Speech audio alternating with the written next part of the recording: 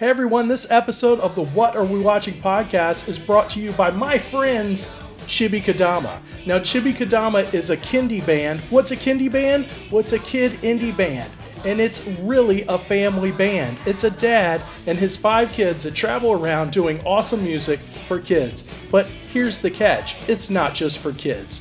You know how you have to listen to that horrible Kids Bop CD while you're driving around in your minivan? Well, stop it. It sucks. Listen to Chibi Kadama. You can get free music from Chibi Kadama at chibikadamamusic.com, or you can drop us a message below and I am giving away free Chibi Kadama music and logo stickers to slap on your van. That way you can say, hey, I listen to music that's way better than that Kids Bop you're having to listen to. Check out Chibi Kadama. It's awesome. It's a family band. It's like a Partridge Family, but the music's new and good. Check out chibikadamamusic.com.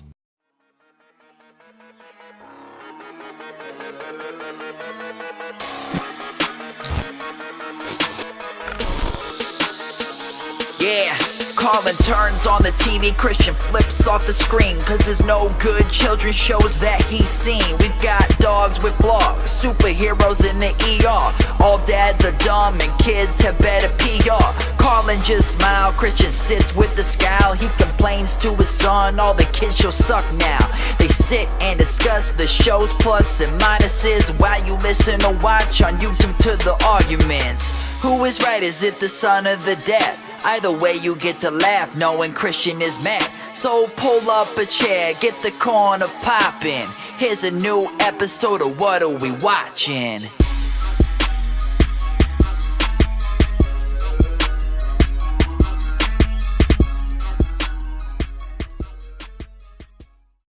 Hi everyone, thank you for joining us for the What Are We Watching podcast, where I watch kid shows with my dad. He thinks they're horrible and he's wrong, so don't agree with him. Don't agree with me? You could have said they don't have to agree with me. You just said flat out, don't agree with him. Yeah. Okay. Well, this week we are watching 2 episodes. Now, you would know that if you listen to our mini episode.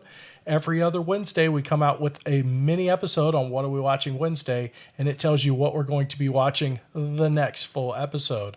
And we watched Best Friends Whenever, Season 1, Episode 1 and 2. Now, why did we do this? Because 1, it's about time travel, and I wanted to see how they set up the time travel.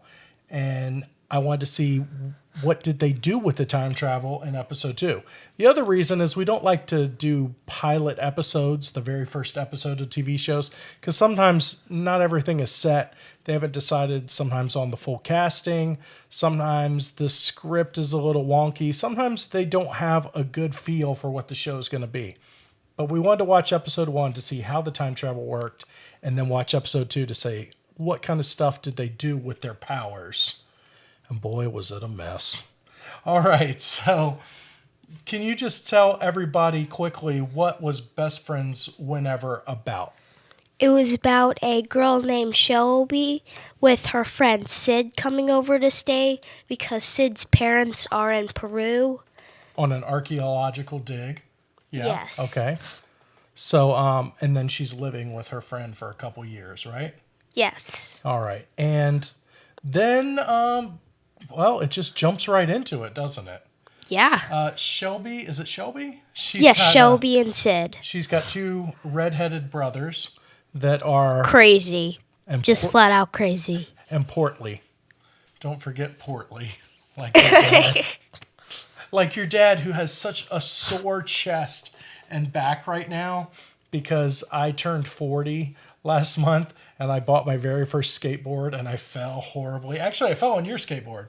Hey, we forgot to say it's Carlin's 10th birthday. Happy birthday. Thank you. Yeah, I forgot to say it's Carlin's 10th birthday. We know we got a lot to cover with this Best Friends Whenever. I jumped right into it, but happy birthday, my man. Thank you. So he's 10, I'm 40, and I'm hurt. So the 2 brothers, they're portly and they are in love with Cyd. I think we can say that. They want to show Cyd their dying affection, which I wish would die. Okay, so then there's their neighbor, who is a teenager. Barry. Barry? And Yes, he Barry. is a scientist, quote unquote, and he has a lab in a Winnebago, which is an RV, in his driveway. So you never really see his house. It's just the set is the Winnebago. And then there's a wacky friend who I didn't even learn his name.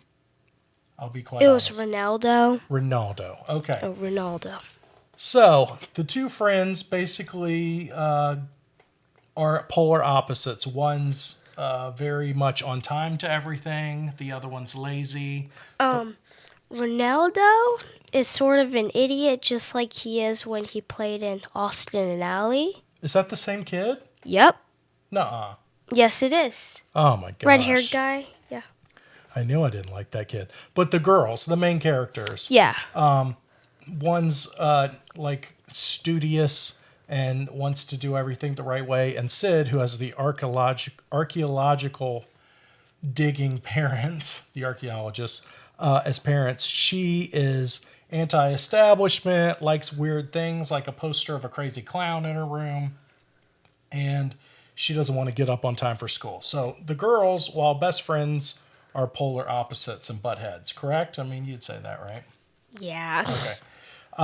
So it starts out with them being late to school because the studious one wants to... Do you remember what her elaborate plan is? Why she wants to get on to school on time? What is her big mission in episode 1? She wants to ask out Cameron to the dance. Yes, she's dying to ask a boy to a dance.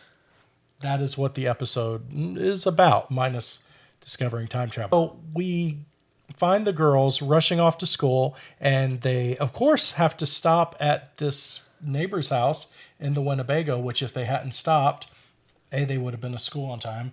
B, the accident never would have happened. So obviously she doesn't have her stuff that together.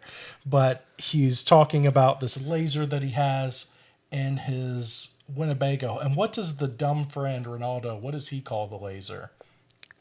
Do you remember? Actually, I did not write that down. He was calling it the chest hair laser because it was supposed to give him chest hair. But anyway, they walk out. The laser goes off. It refracts off of some different things in the Winnebago. It hits the girls and snap, they pop up at school, time travel. Yes. Now, it took them a while to figure out that they had time traveled. But basically, they go through the act of her asking the boy out and it goes wrong. And then they use time travel to go back and try to fix it. That's basically how they use time travel in the first episode. Yes. And what happens when things go wrong? Then they jump into the future and find out what? That they got in a fight. Right. That they end up hating each other in the future. Mm-hmm. That now they're and best they friends. don't live with each other. Right. Now they're best friends never. That would be a better. But another thing in the name for this future, show. Yeah. it was funny when Barry mentioned that something could have gone wrong. Like if they show their powers, then they might get locked up in a lab. Right. Stuff. And that actually did happen in the future.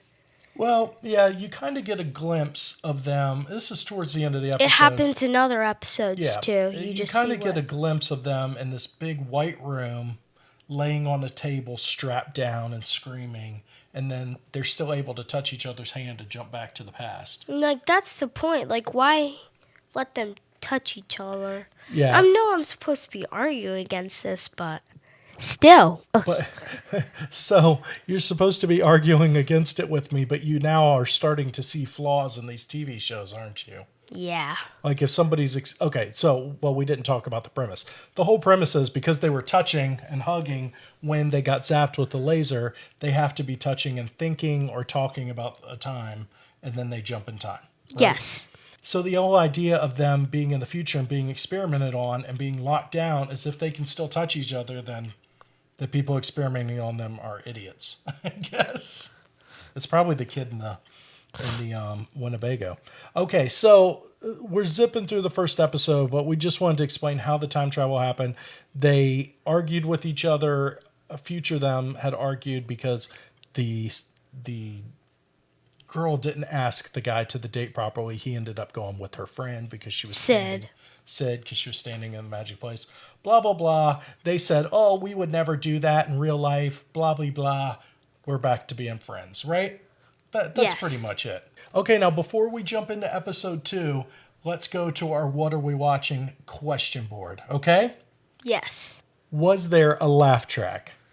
Yes, there was a laugh track. And boy, do you need it to know when to laugh at these cruddy jokes.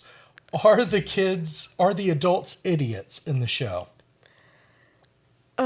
There were actually no adults except for one time when the mom said, That's not true. Episode 2, which we will talk about in a second, had an adult teacher. Was she an idiot? Yes. I'm going to say yes. Well, she was like weird we more will get than to an it in a idiot. second, and that's why I wanted to ask these questions now. I wanted to see what you said before we talked about her. And number 3, are the kids almost always on their own in the show? Yes. Yes, completely. The first episode, you never see an adult. In the first episode, you never see an adult, do you? You just hear the mom off camera going, guys, it's time for breakfast, or it's time for school, whatever she said.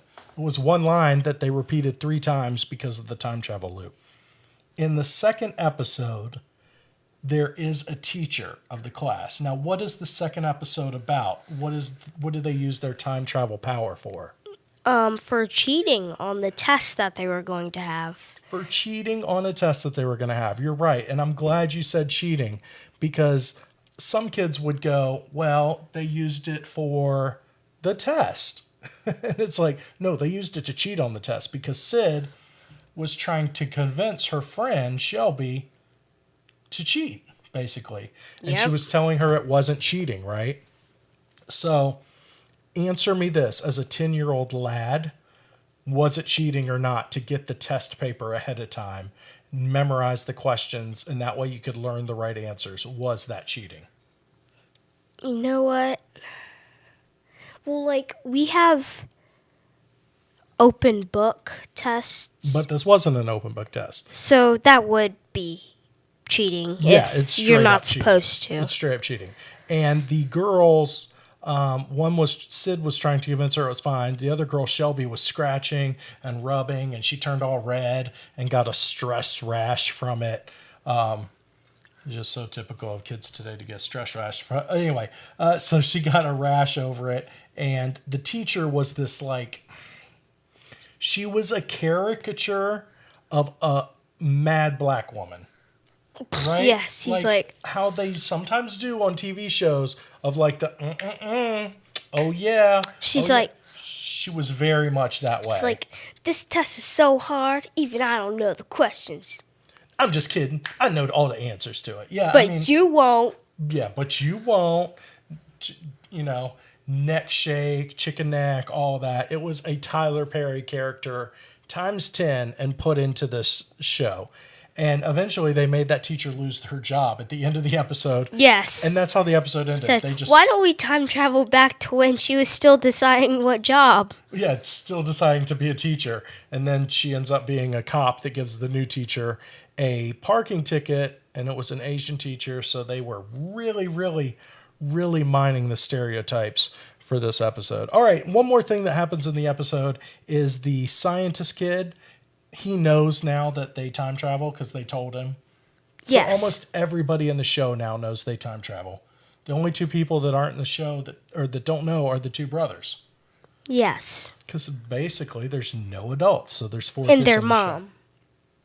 But she's not there, right? She might show up one episode. We The don't voice know. that is her mom. I know there are other episodes out there. If you come in the comments, So Charlie Brown, you can hear the voice you never see. wah, wah, wah, wah, wah, wah, wah, which is me saying this show sucks. Okay. Oh, come on. Okay, now if you want to leave a comment in the comment section below that says, hey, there are parents, or send us a message on Twitter and say, there are parents in the shows, fine. But in episode 1 and 2, they're not.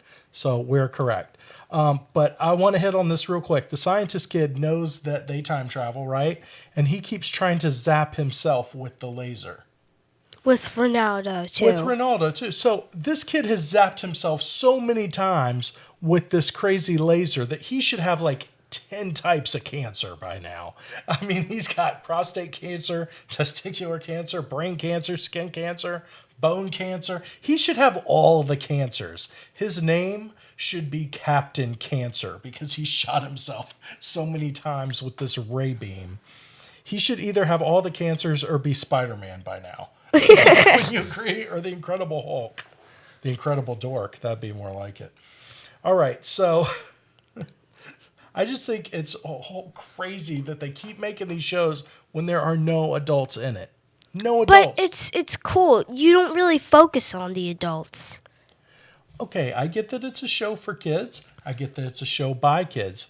But if they want to sell some kind of reality or penalty, there needs to be adults and supervision. We always go back to the Thundermans, so right? There's supposed to be a reality when they time travel and stuff, and they're in labs and there's laser beams and. Well, I mean, it's not reality because it's crazy, but let's say we always go back to the Thundermans because that's one of our favorites, right? Yes. When they did something wrong, the dad was there to say, "Hey, that's not right." You know, what was the other one we watched? Stuck in the Middle. I actually liked that show. When the kids were being crazy, even though they made the dad to be a bit of a moron, he was still there to go, okay, this is what happens when you do that. You know, there was some parental guidance. When you have a world that doesn't have parents or some adult guidance, kids just go crazy. Well, Stuck in the Middle, those are younger children, and they're... Okay, but I mean, do you really think you could live your life at 15 with no adults? No. I get that it's a TV show, but it's just something that would be good to ground the show. What if they just don't show up in the first 2 episodes? And what that if might they're be the actually... case.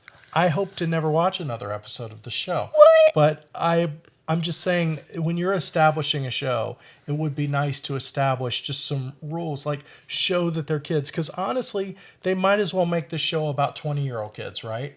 Or 30-year-old people. Because with no adults, why not make it adults?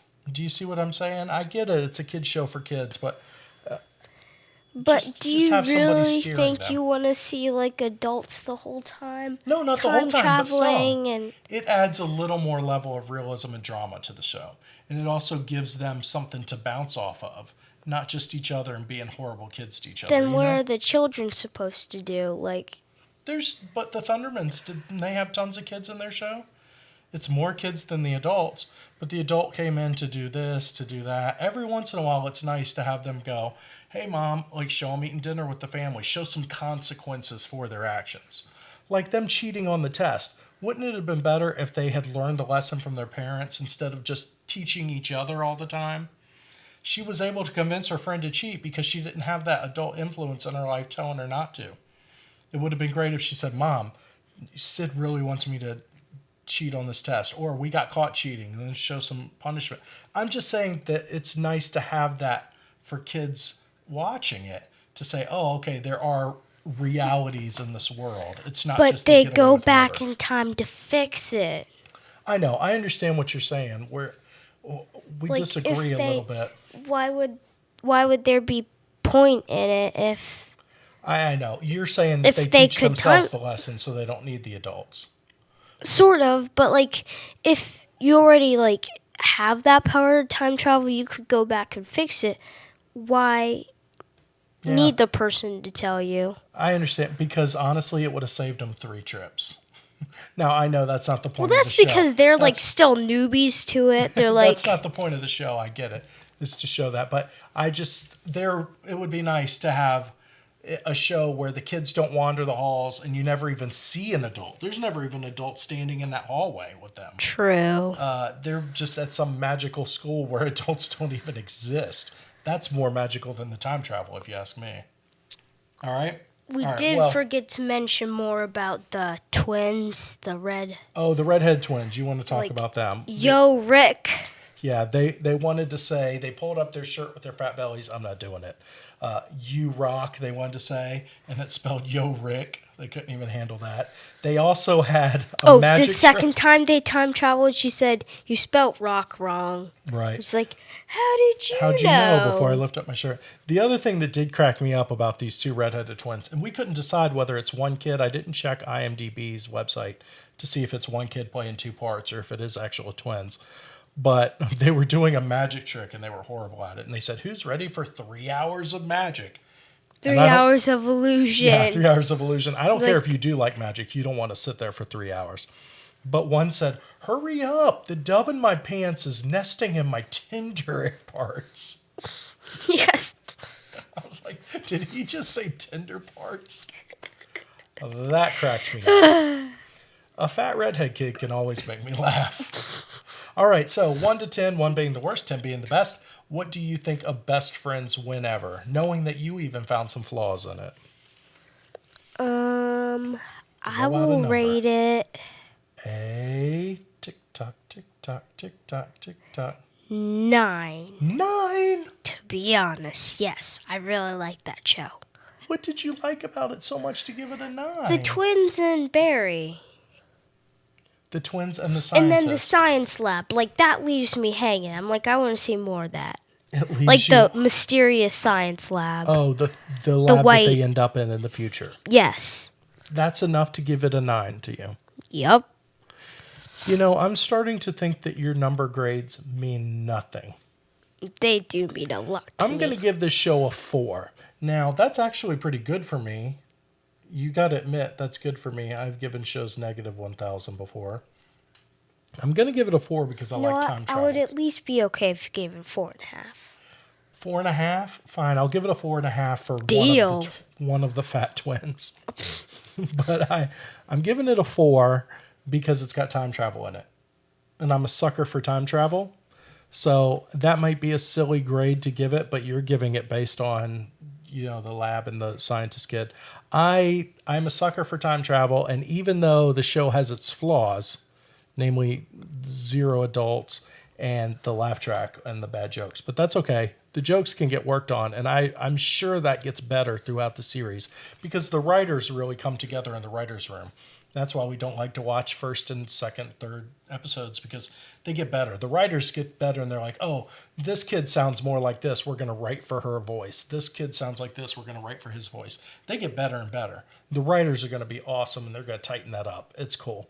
But time travel for me, it'll always bring me back. So if I was going to watch one of the horrible shows we watched before, I'd probably go for the time travel one first just to see how they use the time travel.